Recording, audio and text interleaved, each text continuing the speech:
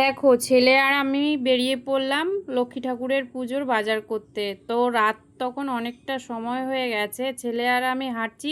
আর ছেলেকে বললাম ব্যাগ দুটো বাবা ভাঁজ করে নে।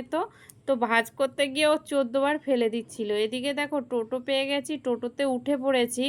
আবার সেই বাজারের সামনে নামিয়ে দিল টোটোওয়ালা। আমি দেখো একটা জিনিস দেখতে পেলাম, সেটি হলো মা যাচ্ছে ভাসানের উদ্দেশ্যে। আবার বাজারে ঢুকে দেখলাম কত সুন্দর লক্ষ্মী ঠাকুর সাজিয়ে রেখেছে। এত লক্ষ্মী ঠাকুর দেখে মনটা সত্যি খুব ভালো হয়ে গেল। গেলাম নারকেলের উদ্দেশ্যে, এসেছি নারকেল নিতে। তারপর দেখলাম দশকর্মাটাও নিয়ে নিই। তো দশকর্মা নিতে গিয়ে দেখলাম কদম ফুল। কদম ফুল তোমাদের কার কার লক্ষ্মী পুজোয় লাগে আমাকে অবশ্যই কমেন্ট করো। এদিকে ছেলে দেখো কোথাও গেলে এত ক্লান্ত হয়ে যায়, ওকে আবার বাড়িতে রেখে গেলে আমার মনটা ভালো লাগে না। এইদিকে দেখো মুদিখানার দোকানে চলে এসেছি, মুদিখানার সব রকম লক্ষ্মী পুজোর যা লাগে নিয়ে নিলাম।